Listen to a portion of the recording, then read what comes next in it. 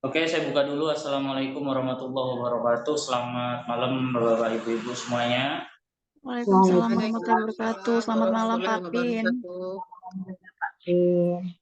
Oke, jadi hari ini kita ketemu lagi. Sebelumnya kemarin itu saya kurang enak badan, jadi kurang fit badan ya. Kalau dipaksain ya nggak mungkin maksimal ya, karena kalau pas kondisi sakit biasanya fokusnya kurang dan biasanya banyak banyak kesalahan biasanya. Makanya mending saya tunda aja. Mungkin untuk eh, pengganti hari Minggu, insya Allah dilaksanakan kalau nggak hari Jumat, ya hari Sabtu. Berarti. Jadi gitu. Bisa 2 sesi mungkin. Tapi mudah-mudahan inilah bisa ketemu sama harinya. Oke, langsung saja untuk soal yang saya kirimkan yang tadi. Mungkin ada apa namanya, ada kemiripan atau memang saya selip-selipin ya soal-soalnya yang bapak-bapak ibu-ibu kirim, atau yang memang menurut saya itu soal-soal baru, jadi biasanya saya selipin, jadi begitu. Langsung saja kita ke soal yang nomor 1. Ini kisi-kisi nomor 66 mengenai menganalisis diagram PV atau informasi verbal tentang proses termodinamika untuk menentukan perubahan keadaan sistem gas selama proses tersebut. Nah, ini munculnya itu grafik antara P sama V ya, jadi tekanan sama volume. Dan soalnya bisa modelnya seperti ini, jadi nggak pasti gitu ya, tapi yang jelas ada grafik antara P sama V. Soalnya gas ideal merupakan proses reversibel. Reversibel itu berarti bisa kembali ke posisi semula. Jadi ini bentuknya berupa siklus. Satu siklus ABCA seperti pada diagram. Tekanan P terhadap volume V, proses AB itu proses yang isotermik. Nah, isotermik itu suhunya sama ya. Pernyataan berikut yang benar. Nah, ini kita menganalisis diagram antara P sama V. Saya gambarkan dulu untuk menyamakan persepsi. Untuk yang nomor 1 ya.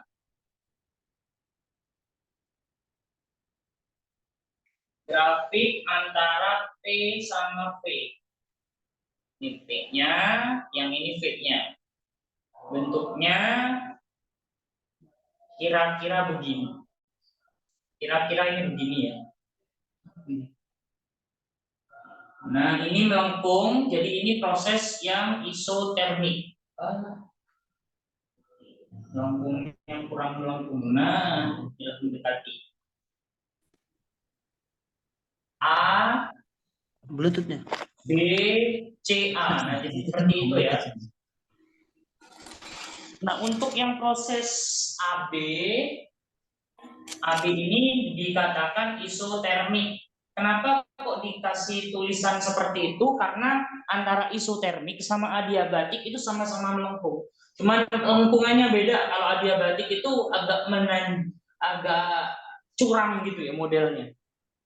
Kemudian di sini ini ada volume, berarti itu volumenya satu ini P1, yang ini P2, yang ini P1, yang ini P2. Jadi dimulai dari titik A. P1, P1, P2, P2. Jadi seperti itu. Kalau kita cek pada proses yang A ya, opsi A, proses AB, energi dalam gas bertambah AB. Yuk kita cek nih. Apakah energi dalamnya bertambah? Nah, untuk energi dalam ini biasanya disimbolin delta U. Ya. Perubahan energi dalam ya. Kita biasanya kita simbolin U. Tapi kalau perubahan energi dalam itu delta U. Nah, bagaimana kita tahu itu energi dalamnya itu bertambah? Jadi kalau bertambah itu delta U-nya itu nilainya plus. Kalau delta U-nya nilainya min, itu berarti berkurang. Nah, ini berarti bertambah. Kalau ini berarti berkurang. Caranya, untuk mencari delta U, kita tuliskan begini aja. Untuk yang monoatomik ya, 3/2 NR delta T. Nah, delta T-nya itu adalah perubahan suhu, sedangkan AB itu isotermik. Kalau isotermik itu suhunya sama, jadi TA itu sama dengan TB. Jadi sepanjang garis ini suhunya sama, tidak mengalami perubahan. Sehingga untuk delta T, AB ya, AB itu nilainya 0. Kalau nilainya 0, maka delta U-nya itu 0. Jadi nggak bertambah juga nggak berkurang, jadi tetap nilainya. Jadi untuk yang A itu salah ya, salah. Kemudian untuk yang B, opsi B, proses BC, gas mengalami kenaikan temperatur. BC, nah, BC ini, proses BC ini adalah proses yang dikatakan isobar atau isobarik. Nah, kalau isobarik itu P per T-nya enak. P per T-nya itu nilainya konstan. Kalau konstan berarti PB TB sama dengan VC per TC. Itu ya. PB per TB sama dengan VC per TC. Nah, karena VB-nya karena VC-nya lebih kecil daripada VB, ya kan mengecil. Maka suhunya juga mengecil. Karena kan sebanding V sama T, ya. Maka TC kurang dari TB. Ya, berarti kalau kurang itu bukan bertambah, malah ini menurun, ya. Ini menurun, berarti suhu harusnya itu menurun. Berarti ini juga salah. Sekarang yang C.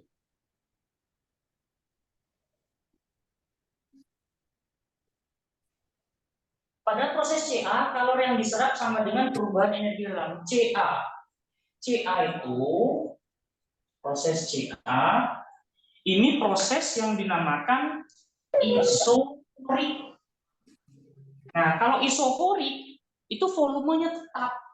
Kalau volume tetap, V tetap ya, volume tetap, maka VC dan VA itu nilainya sama, V-nya. Jadi delta V-nya itu 0.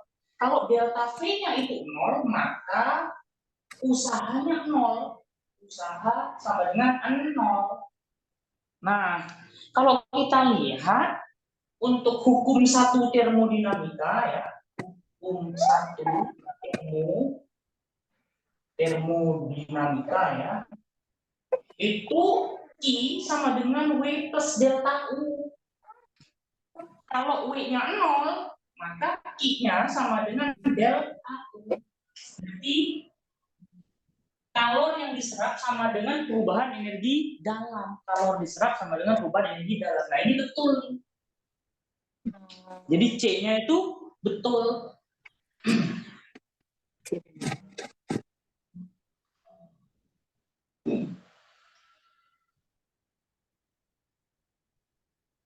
Nah, terus yang D misalkan, kenapa kok D-nya salah? Dalam satu siklus, kalor yang diserap lebih besar daripada usaha yang dilakukan. Enggak, ya.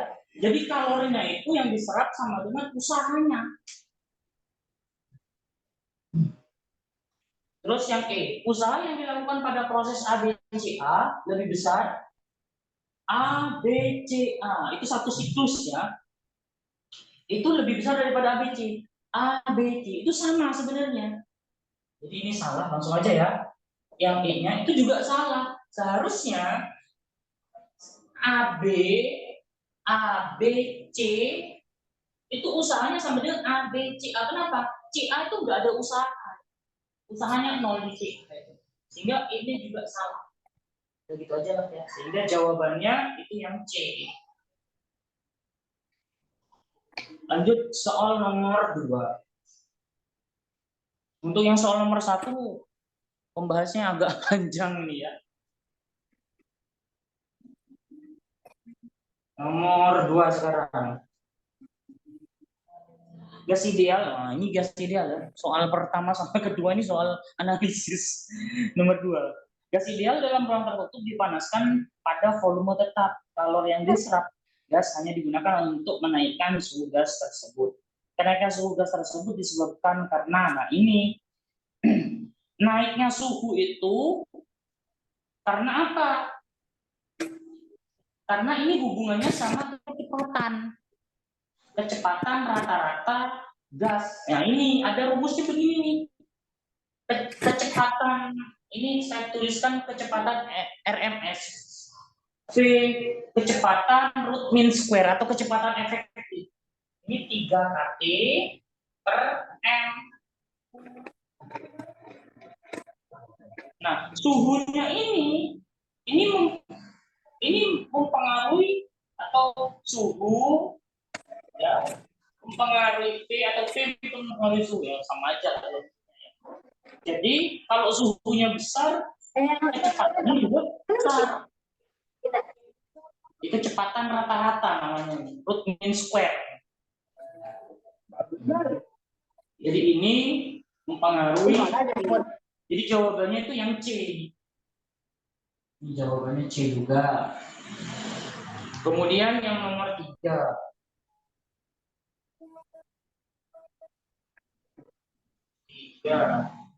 Oh ini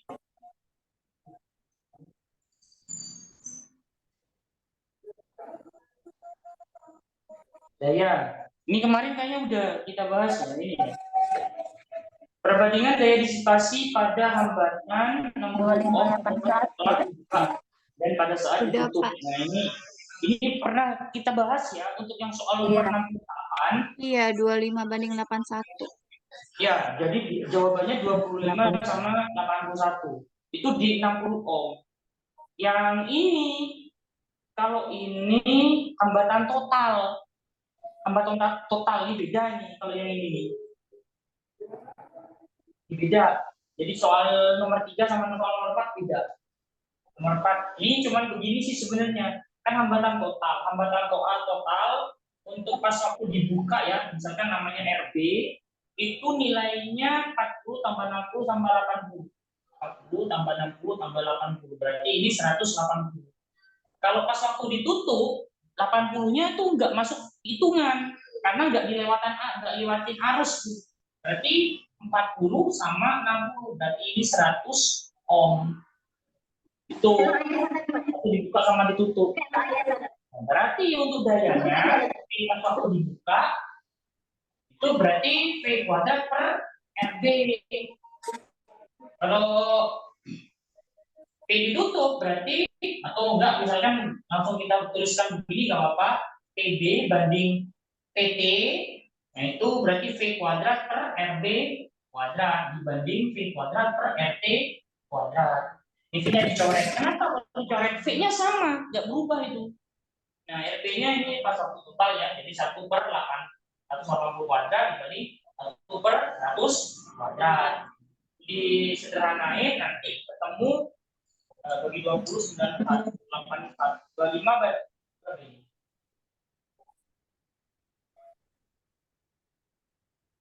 Ini 1/81.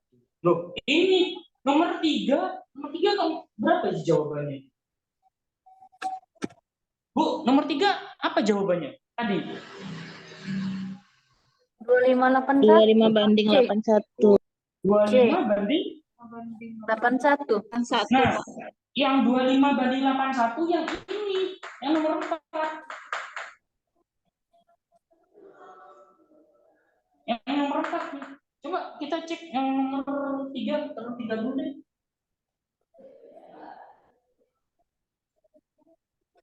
Pas waktu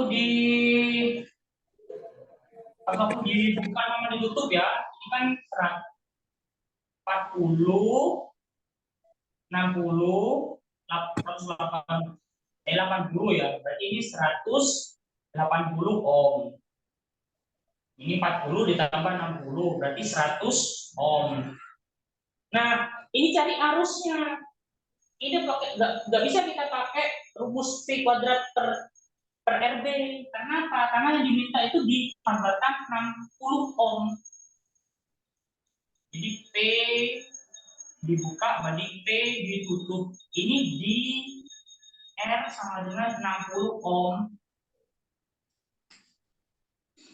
Kita jangan pakai rumus. Kalau mau pakai rumus P kuadrat per RB itu nggak bisa. Karena apa? Karena volume. Karena tegangannya itu beda-beda ya tegangannya. Kita harus hitung dulu arusnya, pakai arus aja ini. Jadi IB sama dengan V per RB. Nah, begini. Kalau IT sama dengan V per RT. Nah, V nggak usah diselesaikan juga nggak apa-apa ininya. Intinya untuk PB banding PT sama dengan V I kuadrat kali R. Ya. I kuadrat kali R. Ini banding I kuadrat kali R. Ini IB, ini IT. Nah, R-nya sama. Nah, ini bisa coret nih. Nah, ini berarti V per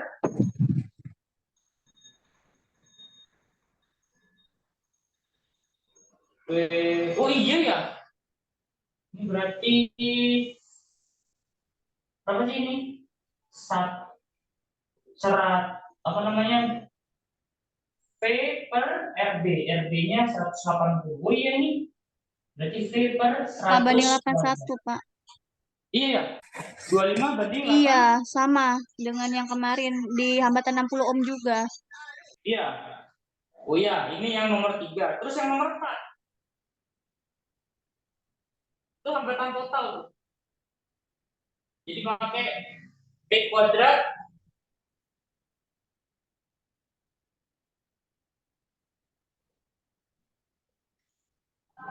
ini berarti untuk yang nomor 4 pakai V.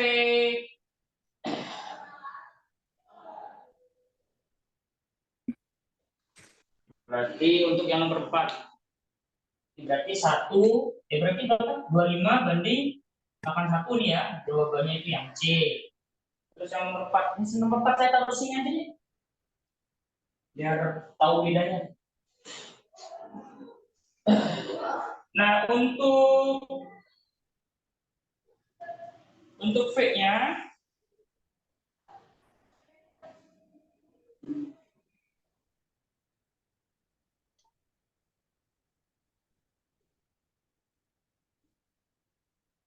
ini P total ya. Saya disipasi hambatan total. Nah, ini bisa pakai P sama dengan I kuadrat dikali R.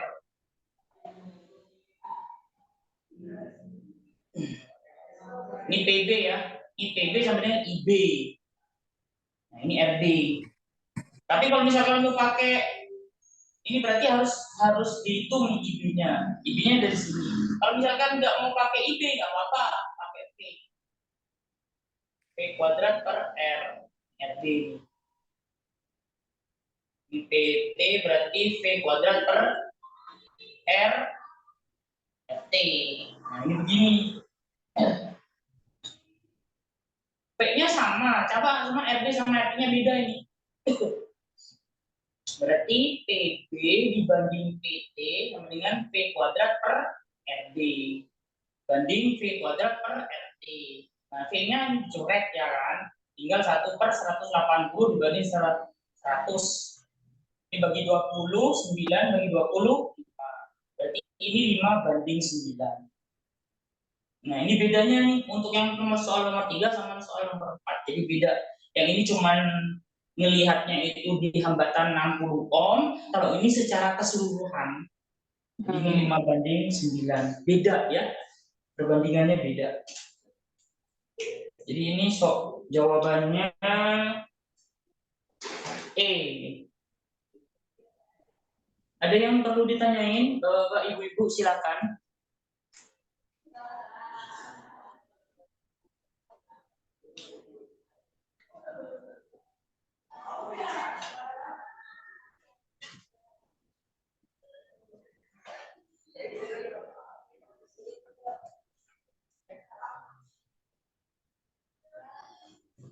Halo? Kalau tidak, kita lanjut ke soal yang lain. Silakan di screenshot dulu.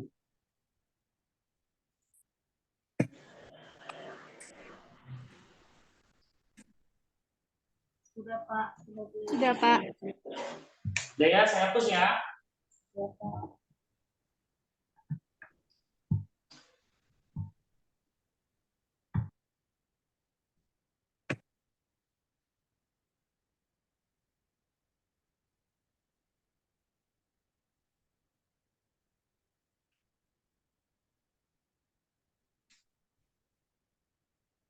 Nomor 5. Masih tentang listrik. Pada gambar rangkaian listrik berikut ABCDE, lampu pijar identik. Jika lampu B dilepas, lampu yang menyala lebih terang adalah. Jadi kayak kemarin ya, kita Oh, ini kayak kemarin ini.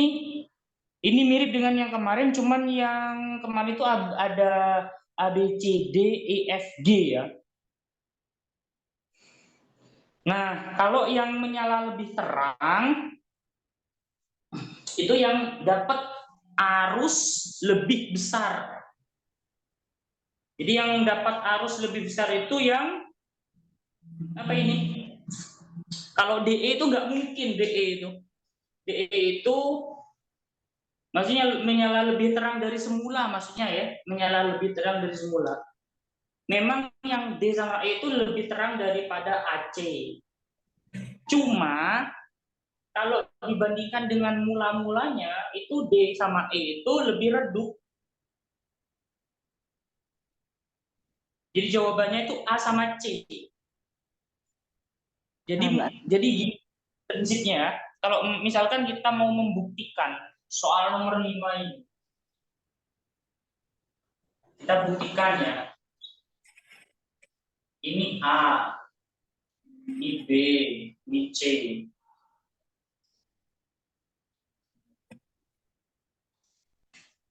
D, E. Ini mula-mula ya. Hitung hambatan total mula-mula. R1 namanya ya, R1. Ini kan di paralel. Berarti kan 1/n tambah 1/n tambah 1/n dibalik. Jadi R/3 ditambah ini kan 2R. 2 tambah 1/3 kan 1/3. Berarti ini 7/3 ya. 7/3. Jadi ini 7/3R. I1 I total ya, I1 itu berarti I total, berarti V per 7/3R atau 3/7 V per R. Nah, dari sini nanti kita bagi-bagi. Lampu A, B, sama C masing-masing ini kan dibagi 3 nih, dibagi 3, jadi dapatnya 1/7. Kemudian lampu DE itu dapatnya ini 3 sama masing-masing 3/7 karena dia dapat arus total. Kemudian untuk R2 ini kan dicopot berarti tinggal R/2. Jadi ini R/2 ditambah 2R 1/2 atau 5/2 ya. Ini 5/2R. Jadi I2-nya sama dengan V per 5/2R atau dapatnya ini 2/5 V per R. Nah, untuk A sama C ini dapatnya ini dibagi 2, jadi dapatnya 1/5. 1/5. Kemudian DE dapatnya itu 2/5. 1/7 sama 1/5 gede ini, gede 1/5. 3/7 sama 2/5 lebih gede 3/7. Makanya AC itu menyala lebih terang. Ini menyala lebih terang, yang ini menyala lebih redup. Jadi begitu. Jadi ini ke sini, ini berarti mengecil. ini ke sini, ini berarti membesar. Itu. Sebelum saya lanjutin, mungkin ada yang perlu didiskusikan Bapak Ibu. Silakan.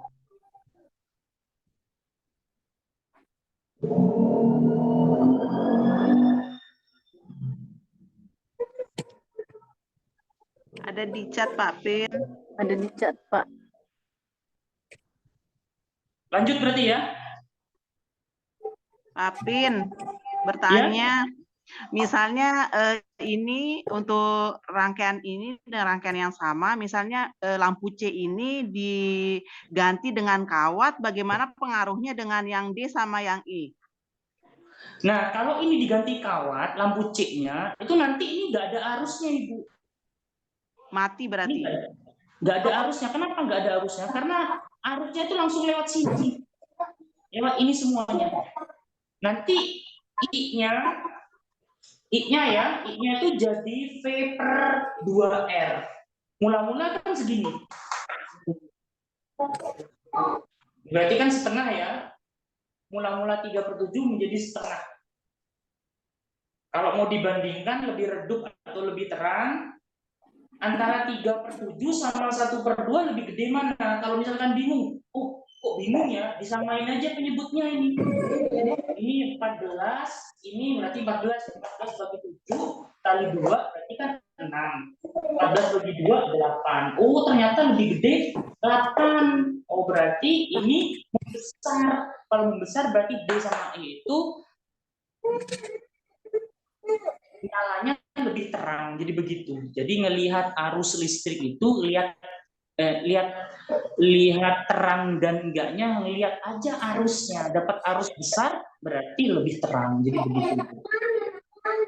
Berarti lampu AB akan mati dan DE akan lebih terang begitu ya Pak Pin? Ya, menyala lebih terang. AB mati, DE menyala lebih terang. Gitu. Terima kasih Pak Pin. Sama-sama. Oke, kita lanjut ke soal nomor 6.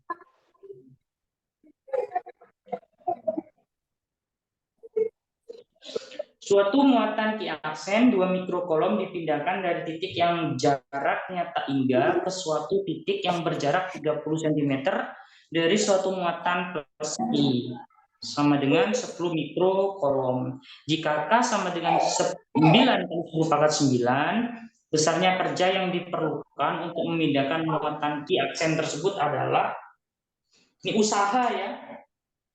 Usahanya kalau mau pakai cara langsung ya berarti I dikali delta V, jadi begitu aja. V tak hingga itu nilainya 0. Ini I.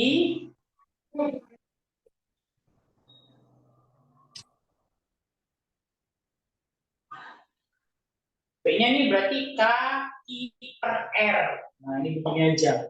Ini Ki aksennya. Ini Ki aksennya. Ki aksennya itu berapa? 2 mikro. 2 kali 10 pangkat 6.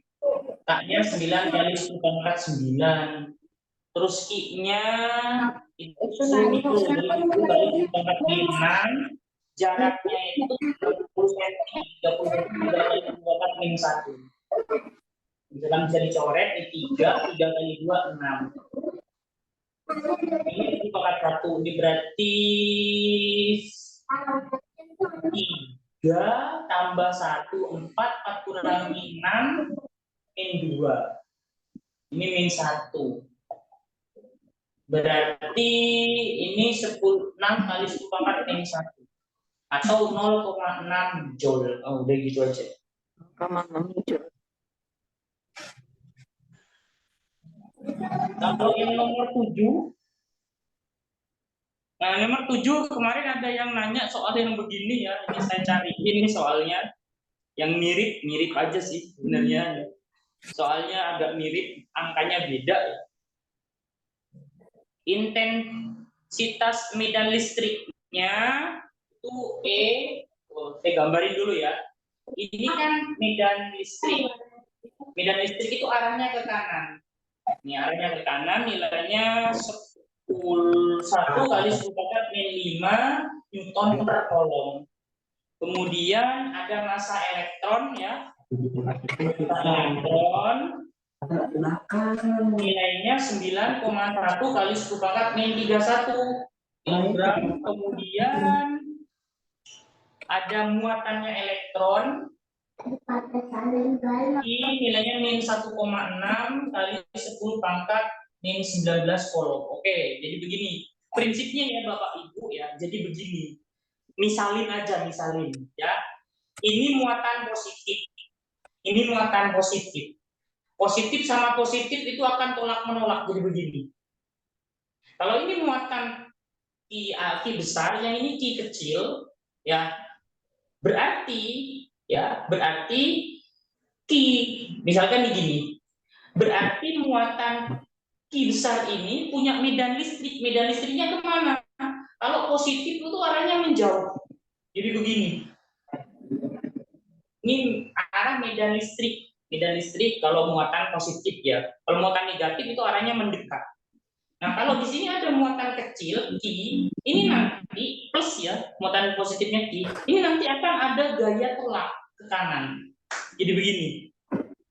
Ini gaya tolaknya. Ini plus ya. Jadi arah gayanya mengikuti arah medan listrik. Kalau ini plus berarti arah gayanya ke kanan.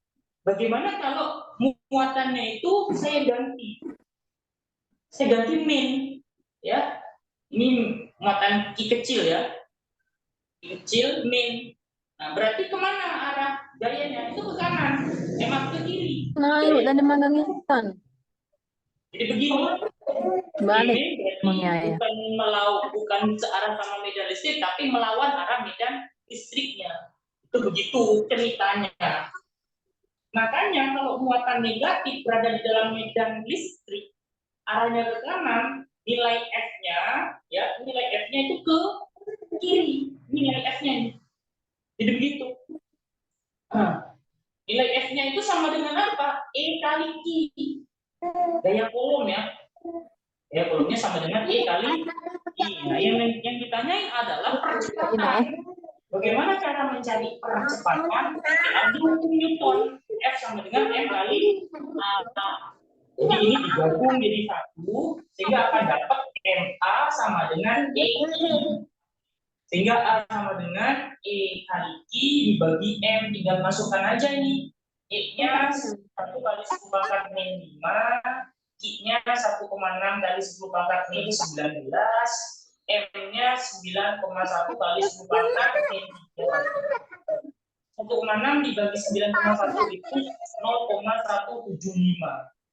Min 5 tambah min 5 min 19 min 24. Min 24 tambah 31 karena ini naik. Jadi 31 dikurangi 24. Jadi sama dengan 7. Ya, 7 ya. 10 pangkat 7 meter per sekon. Ini Mbak mana ayahnya? Jadi begitu. Jadi jawabannya adalah yang B. Jawab B. Ada yang perlu ditanyain, Bapak Ibu-ibu silakan.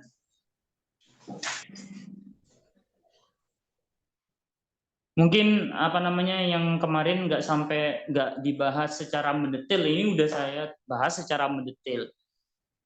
Asalnya kenapa gaya kolomnya ke kiri?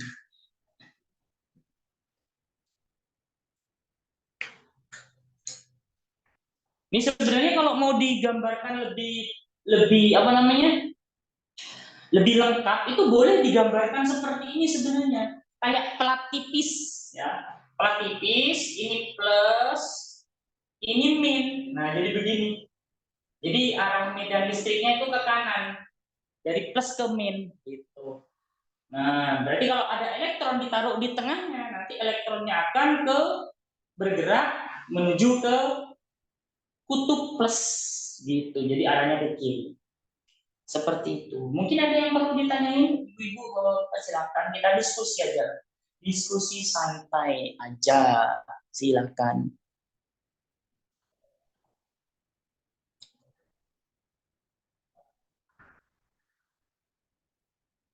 Kalau tidak ada, silakan di screenshot dan bilang kalau sudah selesai screenshotnya biar saya nggak nunggu.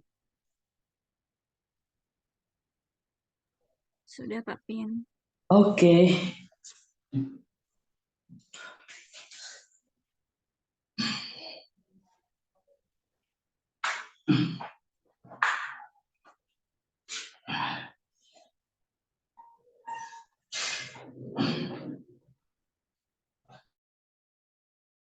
Oh, yang lain.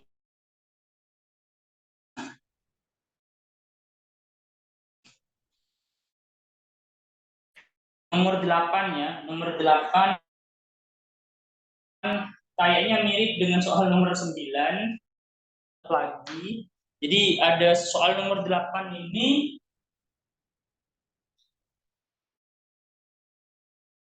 mana yang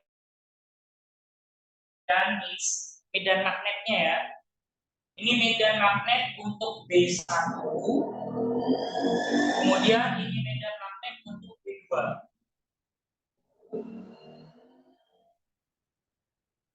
B2.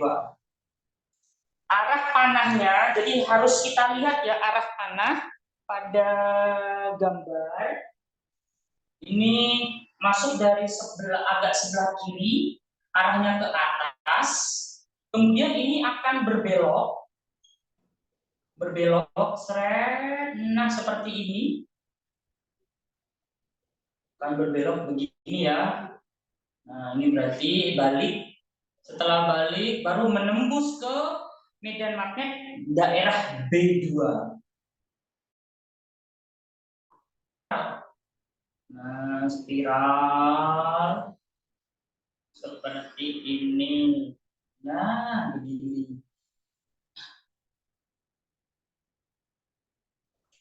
Oke, jadi begini ibu-ibu, bapak-bapak ya, ini pelan saja. Ini muatannya muatan plus ya. Muatan plus atau muatan positif. Ini kita mau mencari gaya, namanya gaya Lorentz. Gaya Lorentz pada muatan plus. Kalau muatannya plus, ini nanti pakai tangan kanan. Pakai tangan kanan. Kalau muatannya min, pakai tangan kiri aja. Nah, saya gambarkan dulu. Saya gambarin aja ya. Gambar tangan kanannya.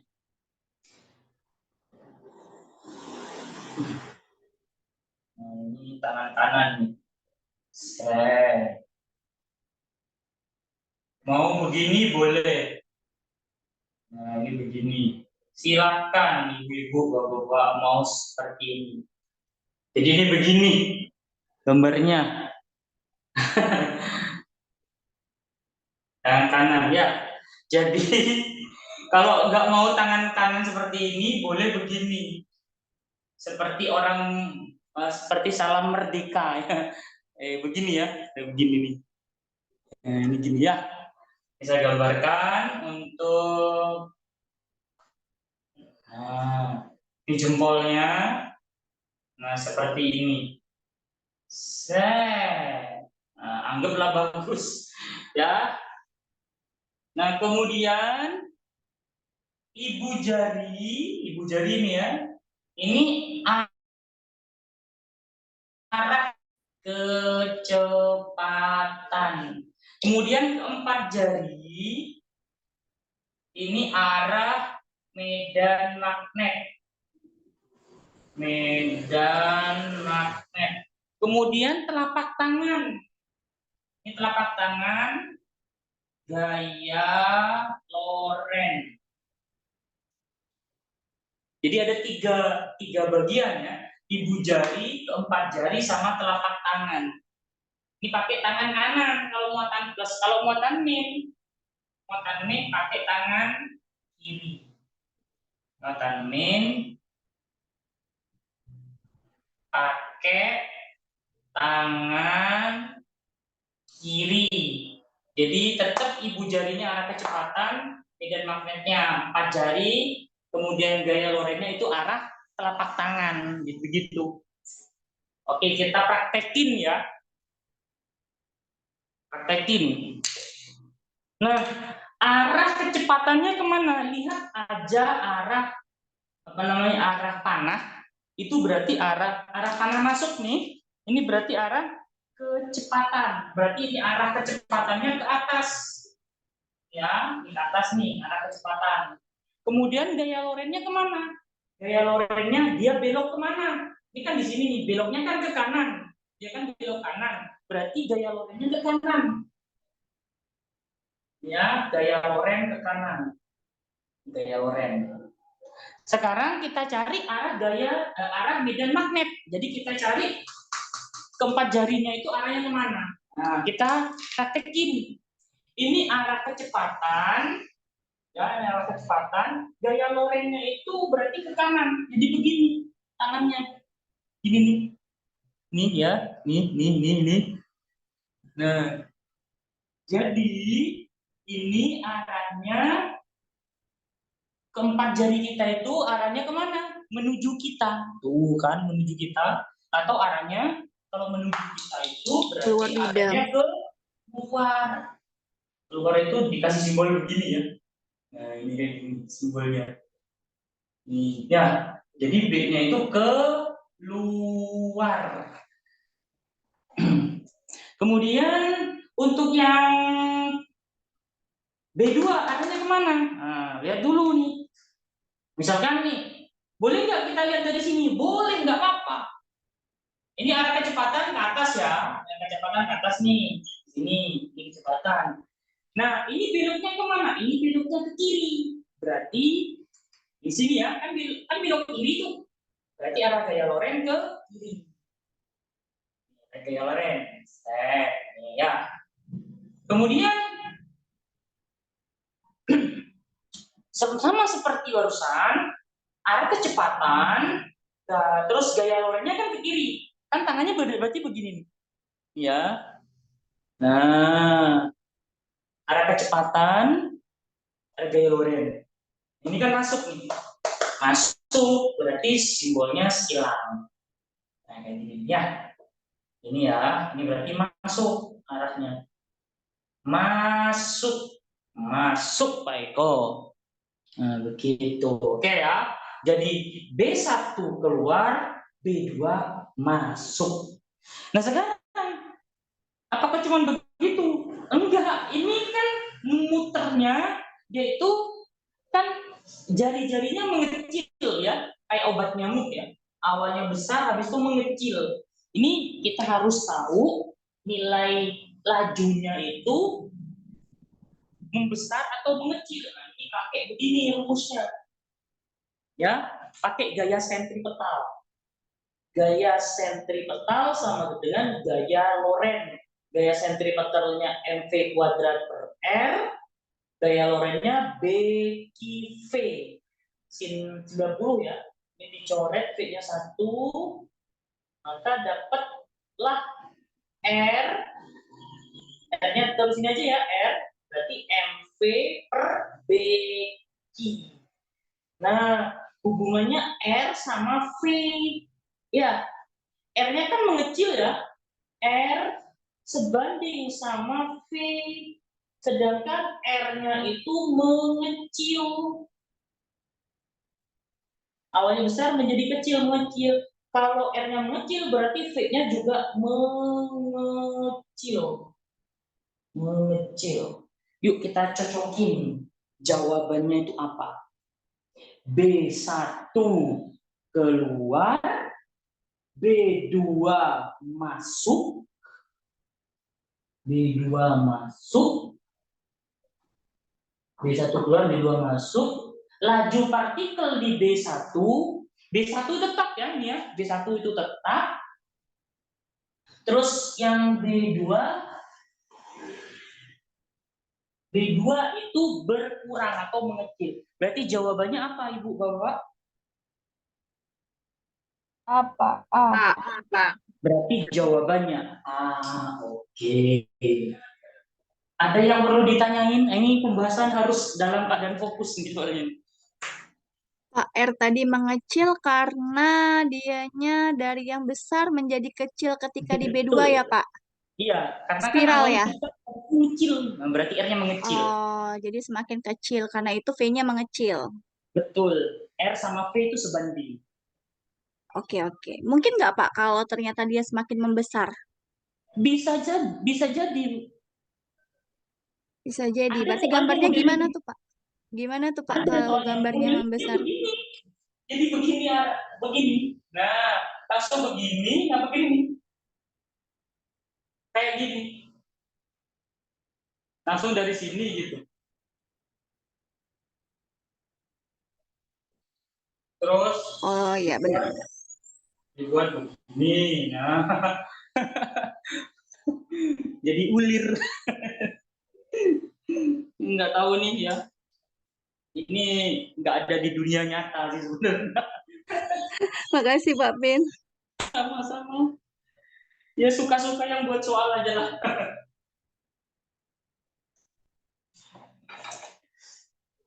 Oke, kalau nggak ada lagi yang ditanya, nah saya tanya sekarang, soal nomor 9 itu jawabannya apa? Silakan nomor 9, Ibu Bapak, dilihat aja dulu. Dilihat dulu, habis itu dipraktekin kayak tadi tuh. Ya, tapi ini lebih mudah sih sebenarnya. Menurut saya sih lebih mudah.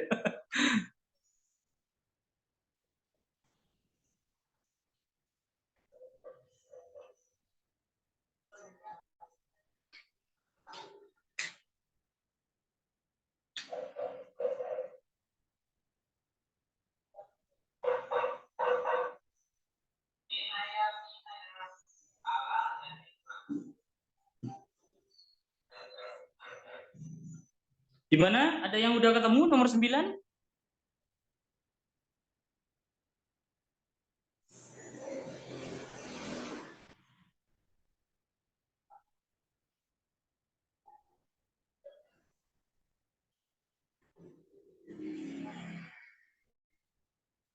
B1 itu masuk atau keluar itu?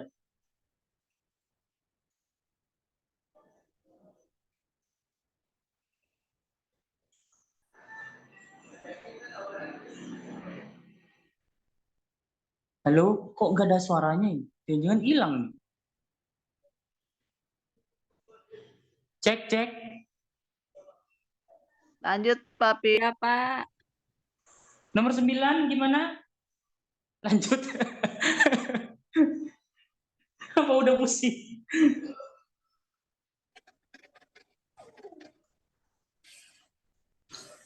Pusing.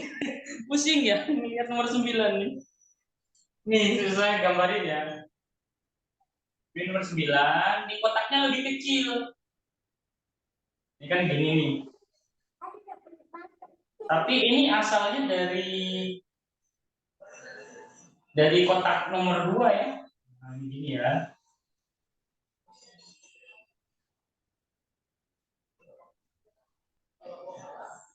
Kemudian ini agak besaran.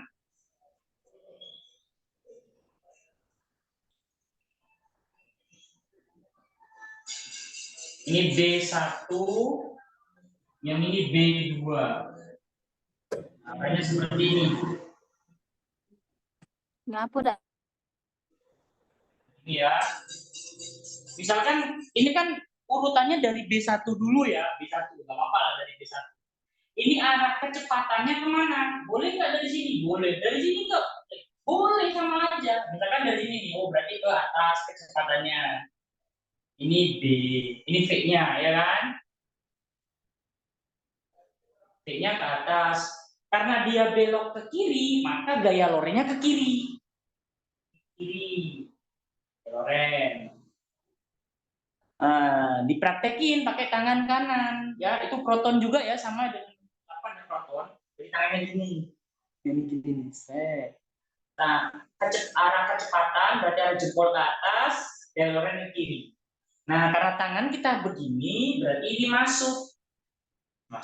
Kalau mau pakai simbol ya simbolnya titik kayak tadi ya, Ini berarti masuk. Masuk ya. Masuk. Kok masuk? Masuk itu silang ya, maaf. Salah. Masuk silang. Kemudian untuk yang B2. Dari sini boleh nggak? Boleh. Dari sini boleh nggak? Boleh. Nggak masalah ya. Cuman kalau pas dari sini tuh agak pusing gitu. Dari sini aja ya. Dari sini. P-nya ke bawah. P-nya ke bawah. Terus, karena kan dia beloknya ke kiri nih. Berarti gaya lorengnya ke kiri. Kiri. Ini F-nya. Tangannya gimana prakteknya? Nah, arah jempol ke bawah. Jempol ke bawah. Terus kalau tangan kita begini, berarti nggak bisa. Berarti harus dibalik. Tangannya tuh harus begini. Ya. Nih, posisinya begini. Ini jempol ke bawah. Gaya loreng ke kiri. Jadi tangannya gini. Tuh ya. Keluar tuh. Tuh keluar. Ya, nih keluar ya. Nih keluar tuh. Ya. Jadi karena keluar, maka simbolnya titik. Ya. Ini keluar. Keluar. Jadi B1 masuk, B2 keluar. Nah, sekarang lihat gayanya. Gaya di B1 sama di B2 sama atau beda? Kalau sama atau beda, jadi kita lihatnya itu jari-jari. Lihat nih, kan gaya Loren sama gaya sentripetalnya sama ya. Gaya Loren, gaya sentripetal sama, berarti bisa saja gaya Lorennya sama dengan F kuadrat per R. Gaya Loren sama dengan gaya sentripetal sama dengan mv kuadrat per R. Ya, kita lihat R-nya aja. F sama R itu berbanding terbalik. F berbanding terbalik sama R. Sedangkan di B1 ya, B1 R1 itu lebih kecil daripada R2. Ya kan? Ini kan kecil nih. Yang ini kan besar jari-jarinya, ya kan? Karena R1 lebih kecil daripada R2, F sama R berbanding terbalik, berarti F1 lebih besar daripada F2. B1 masuk, B2 keluar, F di B1 lebih besar daripada F di B2. Berarti jawabannya yang mana, Ibu Bapak? A, Pak. Berarti jawabannya yang A. Iya. Jawab A. Ada yang mau ditanyain, Ibu Bapak? Silakan.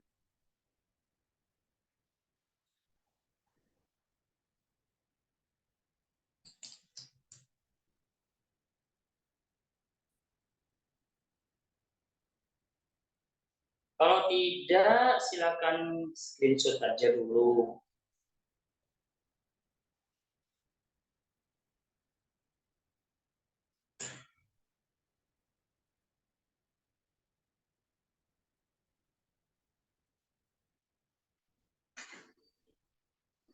Silakan screenshot.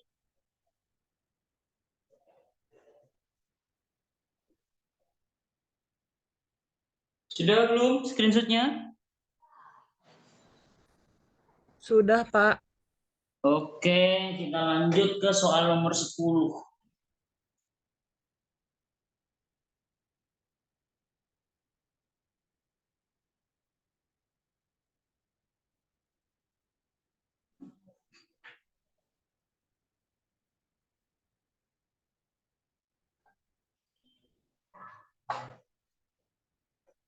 Nomor 10 ini soal agak sedikit teori ya. Bagian utama generator listrik adalah medan magnet dan kumparan atau koil. Untuk meningkatkan daya output dari sebuah generator listrik dapat dilakukan dengan cara: 1. Memperkecil diameter kawat koil. 2. Mempercepat gerak koil di dalam medan magnet. 3. Mengatur medan magnet agar serba sama. 4. Memperbesar jumlah lilitan pada koil. Nah, ini daya ya, daya output. Daya output. Daya itu kan P ya. P itu bisa kita cari dari I kali V, nggak apa-apa ini. Ya, P-nya sendiri itu kan GGL ya. Nah, ini seperti ini. Di GGL. Nah, GGL-nya itu bisa kita tulisin yang itu kan ini kan dia generator ya. Generator. Untuk GGL-nya itu sama dengan N B A omega sin omega T. Ini M-nya itu berarti jumlah lilitan. B itu medan magnet. Kemudian A-nya itu luas penampang koil. Penampangnya bukan kawatnya ya, tapi luas penampang kumparannya itu. Penampang kumparan. Omega itu kecepatan sudut. Nah, ini yang diminta untuk memperbesar ya. Diameter kawat koilnya itu bukan maksud yang ini. Penampangnya itu luas penampang kumparan ini ya. Bukan penampang kawat, tapi penampangnya kumparan. Bukan kawatnya. Jadi untuk yang nomor 1, memperkecil diameter itu nggak ngaruh gitu. Nomor 2, mempercepat gerak koil di dalam kumparan yang hubungannya sama kecepatan sudut masuk. Nomor 3, mengatur agar medan magnetnya serba sama. Sebenarnya kalau dibikin serba sama malah tidak ada ininya, tidak ada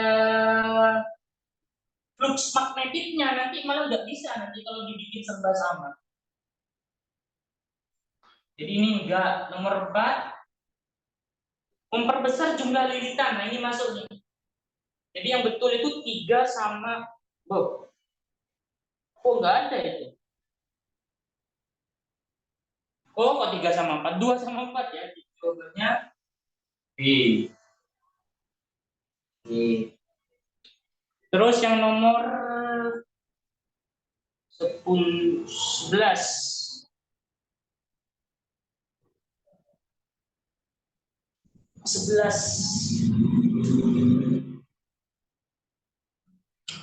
Suatu rangkaian RLC dari satu resistor, satu induktor, satu kapasitor dihubungkan secara seri dan tersambung pada sumber tegangan AC 90 volt.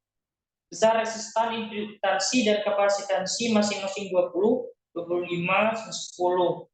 Nah, agar dapat beresonansi dipasang pada sumber tegangan dengan frekuensi berapa? Yang ditanya ini frekuensinya aja sih sebenarnya, ini lebih gampang. Nomor 11, rangkaian RLC ada R, ada L, ada C. R-nya itu 20 ohm, L-nya itu 25 milihenry, kemudian ini 10 mikrofarad. Ini perlu kita ubah dulu ya. Mili, jadi ini 25 kali 10 pangkat min 3 Henry, yang ini 10 kali 10 pangkat min 6 farad. Yang ditanyain frekuensinya. Cara nyari frekuensi boleh langsung begini, 1/2 pi akar dari 1/LC. Nah, begini aja nggak apa-apa, langsung ya. 1/2 pi akar 1/L-nya itu 25 kali 10 pangkat min 3, C-nya itu ini bisa kita tulis 10 pangkat min 5 aja nggak apa-apa. Jadi 1/25 1/2 pi 25 nya keluar, jadi begini. Ini 10 pangkat min 3, 10 pangkat min 5 itu jadi 10 pangkat min, jadi 10 pangkat 8, jadi itu keluar jadi 10 pangkat 4. 2 kali 5 10, berarti 1000 per pi hertz. Jadi jawabannya adalah yang A. Jawab A. Nomor 12. Pada masa pandemi saat ini ada inisiasi menayangkan hasil deteksi kamera seperti di tunjuk gambar termogram atau termograf. Deteksi ini memanfaatkan gelombang elektromagnetik yang dipancarkan oleh tubuh kita, yakni berupa spektrum. Apa ini, Ibu Bapak? Jawabannya nomor 13 apa? Inframerah bukan, Pak. Apa? Inframerah, Pak. Inframerah. Loh. Nomor 12 apa tadi? Wah, sih. Ini nomor 11. Nomor 2. Oh, loh. Nomor 12 kok hilang? Oh, nggak ada ya nomor 12 ya? Ada, Pak. Nggak ada ya nomor 12 ya? Hilang nomor 12. Kemana? Ada, Pak. Di mana nomor 12? Di bawah 11.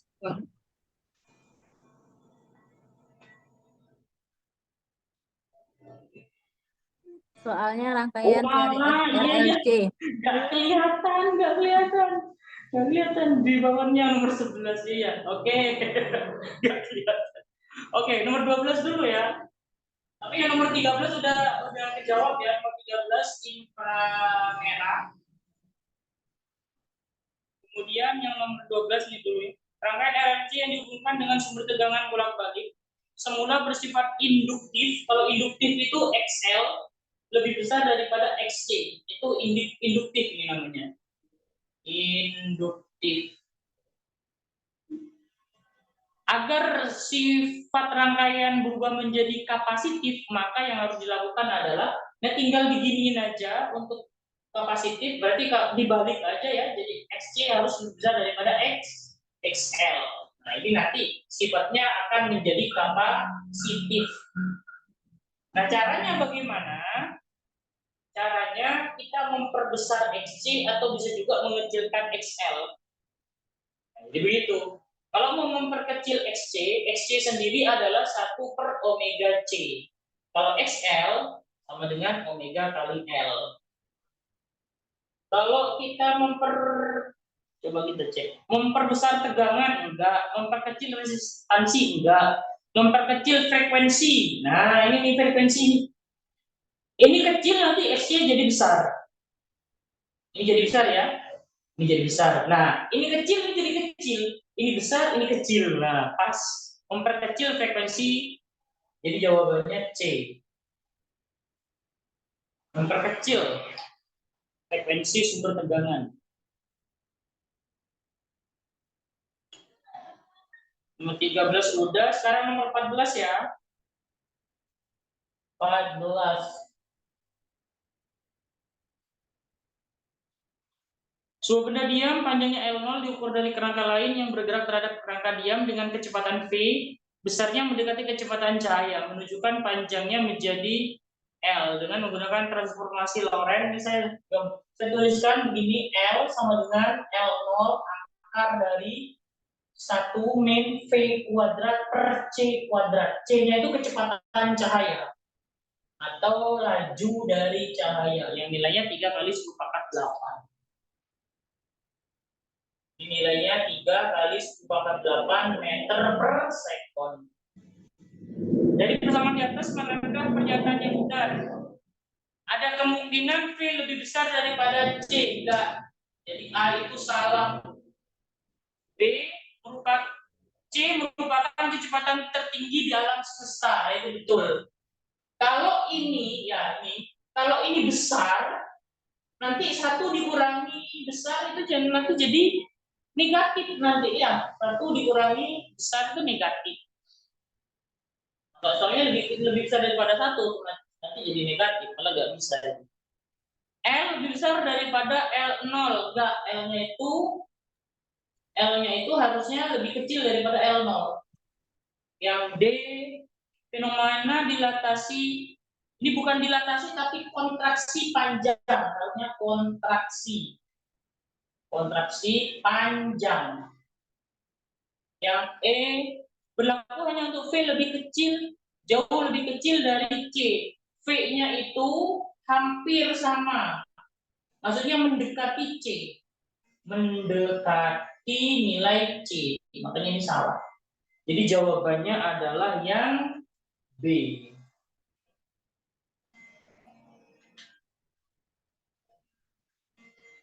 Oke, 10, 11, 12, 13, 14. Ada yang perlu ditanyakan? Ibu Bapak silakan bersuara.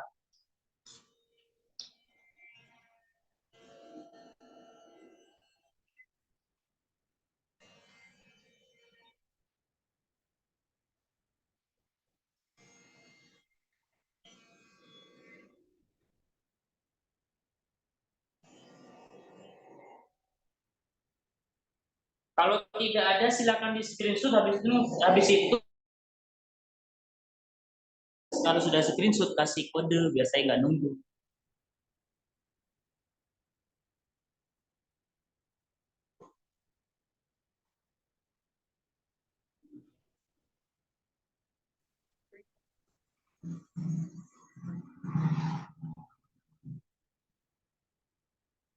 Halo Ibu Bapak, apa sudah? Sudah, Pak. Oke. Sebelum saya lanjut, saya sapa lagi nih. Kayaknya kok pada lemas hari ini. Apa saya sendiri yang lemes nih? Saya pengen menyapa ulang. Oke. Wah, ada tambahan personil, ada Bu Febrian, Pak Ota, Udah dari tadi, Pak. tambahannya ini, Bu Evi, dan lain-lain lah ya. Kan. Oke. Balik lagi. Saya hapus dulu ya. Pelajarin belum?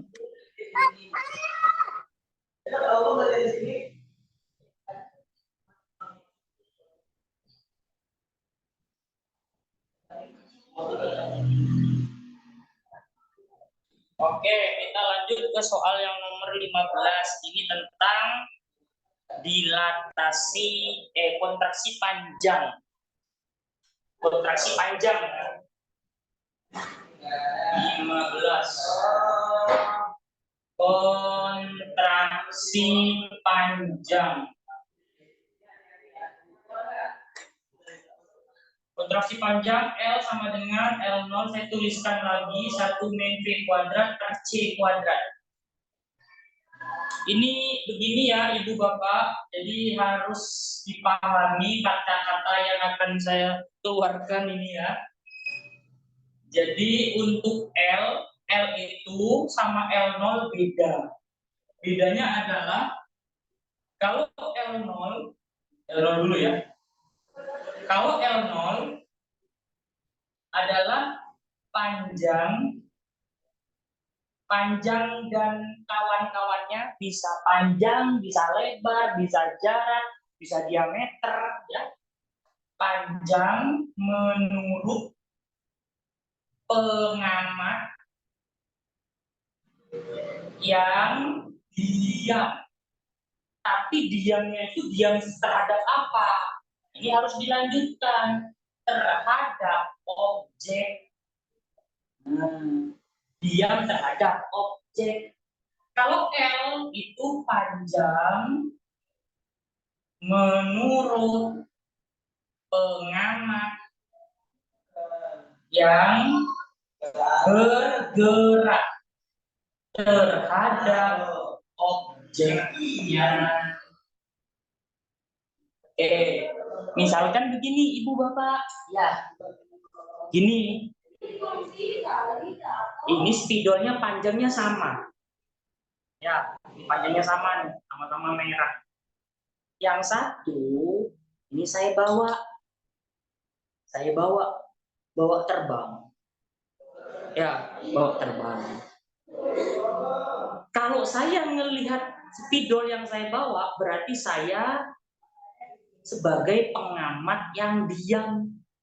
Tapi kalau Bapak Ibu yang tidak ikut naik pesawat, berarti Bapak Ibu itu menjadi pengamat yang bergerak terhadap spidol. Jadi begitu.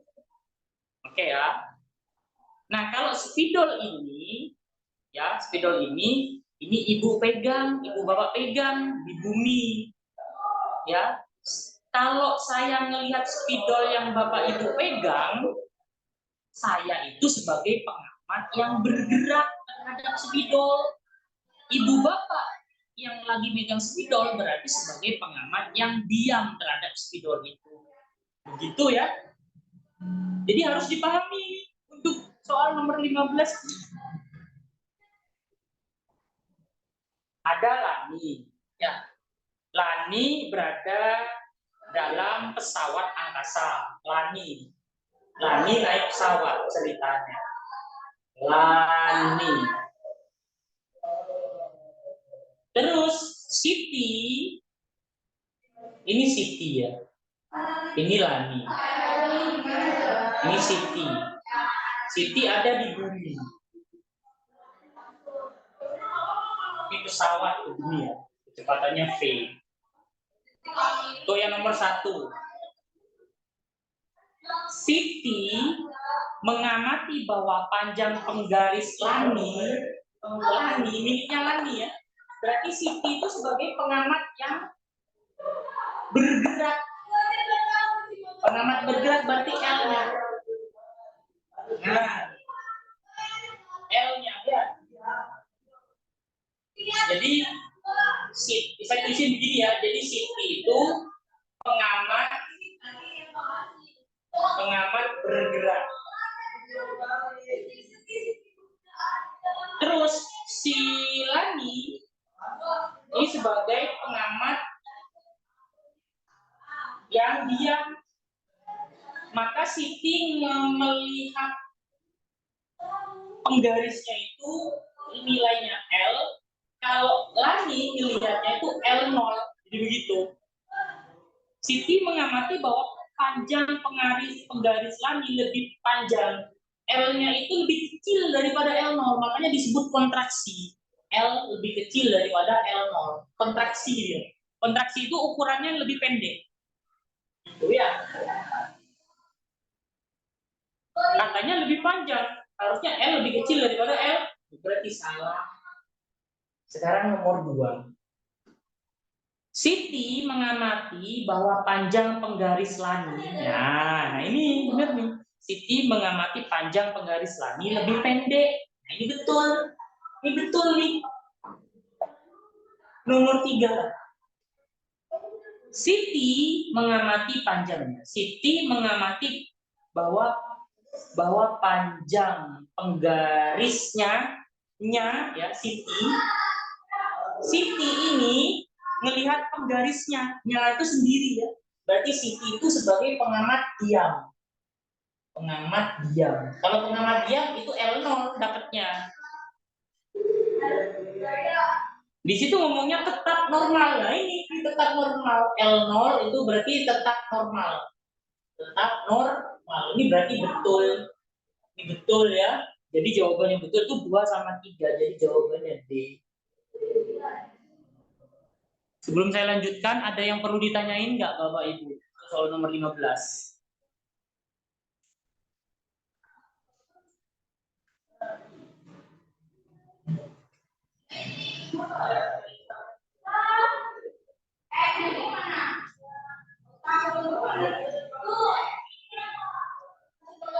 Halo Ibu Bapak. Mohon maaf ya, di sini agak rame, ada siswa-siswa.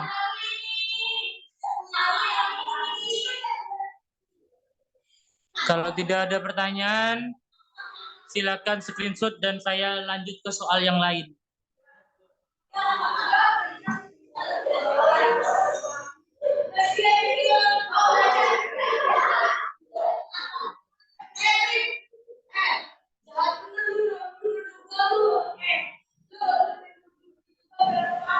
Sekarang ntar dulu saya lanjut. Masih bisa yang nomor 16. Pernyataan berikut yang merupakan kelemahan model atom Bohr. Model atom Bohr ini udah model atom yang lumayan keren dah ya, karena sudah membagi kulit ya, lintasan itu menjadi beberapa kulit, mulai dari kulit K, L, M, N dan seterusnya itu. Dia udah ada kulit-kulitnya. Nah, cuma dia tuh masih punya kelemahan. Kelemahannya itu adalah apa? Yang A, dia tuh tidak dapat menjelaskan efek Zeeman. Karena di atom Bohr dia itu hanya bisa menjelaskan atom dengan elektron tunggal, atom hidrogen aja dia. Yang lain tuh enggak jawabannya. 11.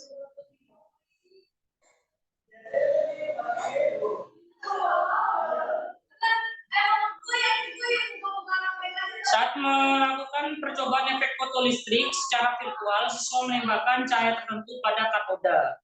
Gambar kiri yang memvariasi bahan. Grafik hubungan antara potensial inti dengan frekuensi dengan 5 bahan PQRS TU ditunjukkan pada gambar. Yang ditanyain itu fungsi kerja. Ini saya gambarkan ya, Ibu Bapak ya. Ini V-nya, yang ini F-nya. Ini kan begini nih. Saya miring ya, gini ya. Nah, seperti ini. Ini P, I, R, S, T. Nah, sedangkan frekuensi yang paling besar itu miliknya T.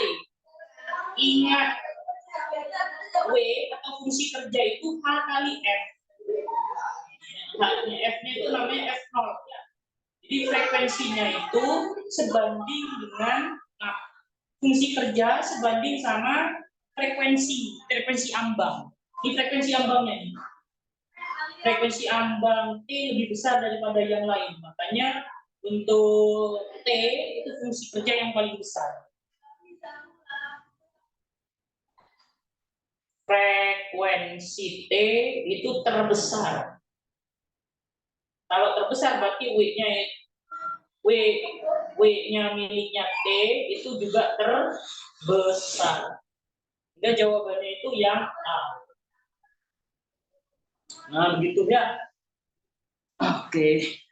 Ada yang perlu ditanyain, Ibu Bapak?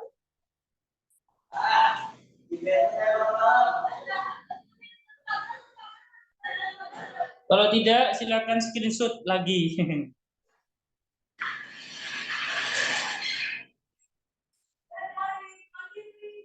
Sebentar, saya mau minum dulu. Haus.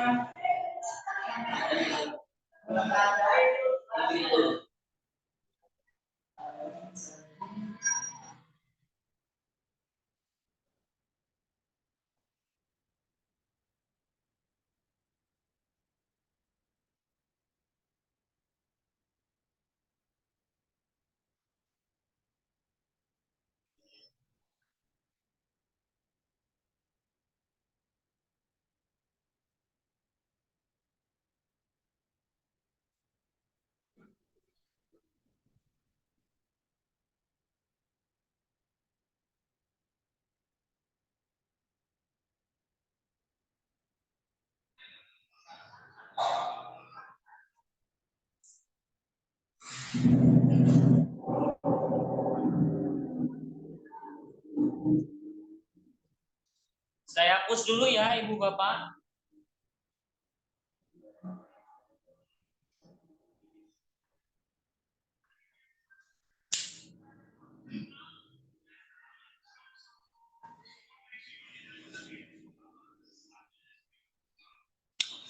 Kita lanjut ke soal nomor 18. Perhatikan gambar grafik zat radioaktif di samping.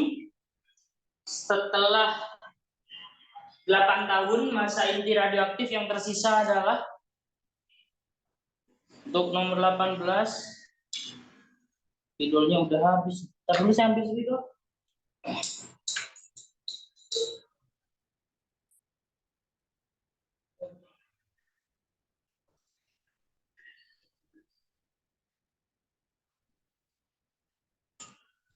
Oke.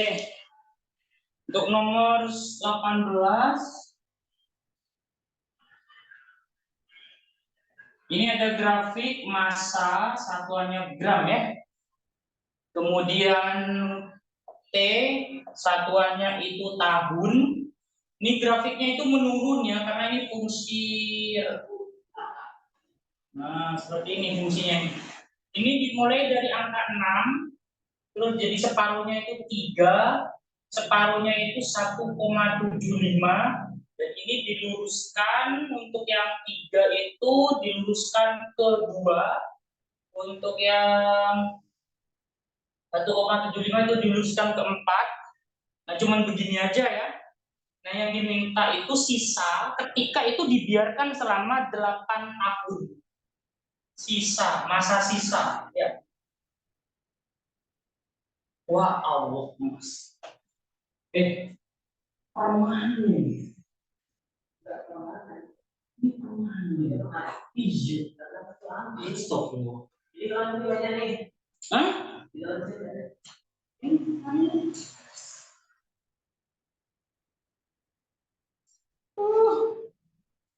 Allah Akbar. Dapat spidol permanen. Spidolnya permanen.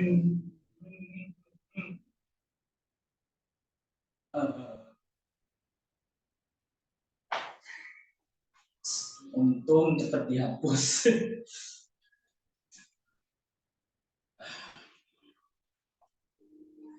Oke, kita lanjutin lagi. 18 ya. Jadi begini, kalau misalkan nggak mau dibuat seperti itu, kita urutin begini aja Ibu Bapak ya. Ada namanya waktu paruh. Waktu paruhnya itu dari 6 ke 3, itu butuh waktu berapa tahun? Ternyata itu butuh waktu 2 tahun. Itulah namanya waktu paruh.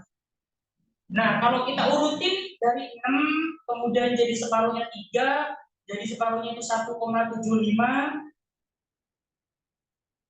Kok 1,75? 1,5, jadi separuhnya lagi kalau misalkan mau dibuat pecahan nggak apa-apa, 3/2, jadi nanti 3/4, habis itu 3/8, habis itu 3/16 dan seterusnya.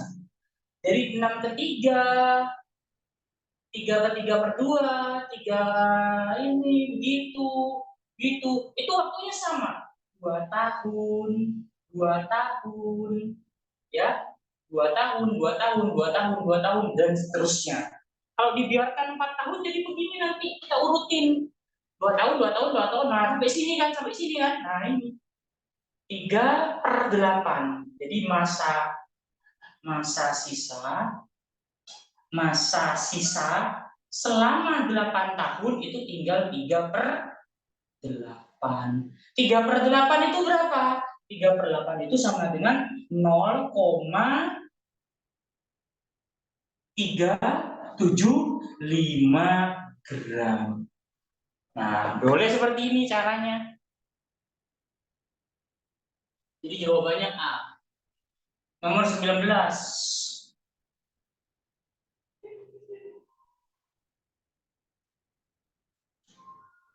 Pernyataan berkaitan dengan sinar radioaktif tertentu dibandingkan dengan sinar radioaktif lainnya.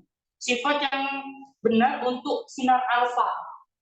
Sinar alfa ya. Sinar alfa. Daya tembus paling besar salah. Yang paling besar itu gamma. Gamma yang terbesar. Jadi 1 salah. Nomor 2, dapat menimbulkan fluoresensi. Nah ini, fluoresensi itu perubahan warna pada cairan. 3, daya ionisasi paling lemah. Ionisasi ini paling besar nih. Nomor 4, bermuatan listrik positif. Betul. Jadi 2 sama 4. 2 sama 4 berarti jawabannya D. Jawab D. Nomor 20, the last number. Oke. 20. Gelombang elektromagnetik merupakan gelombang yang tidak membutuhkan medium dalam perambatannya. Tabel di bawah ini menyajikan beberapa spektrum gelombang elektromagnetik dan penerapannya dalam kehidupan sehari-hari. Sinar gamma. Sinar gamma itu untuk terapi kesehatan bisa itu sinar gamma. Kemudian inframerah itu fotografi.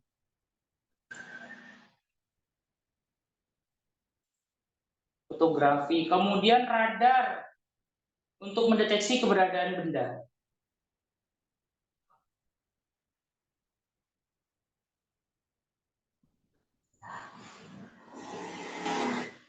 Studi terapi kesehatan bisa, tapi bisa juga untuk dulu nih ya. A itu bisa keempat. Kalau D itu apa tadi? D itu inframerah ya. Inframerah berarti fotografi juga. Yang C itu mendeteksi. Nah, 4 B2 C3. A4 B2 C3. Jadi jawabannya C.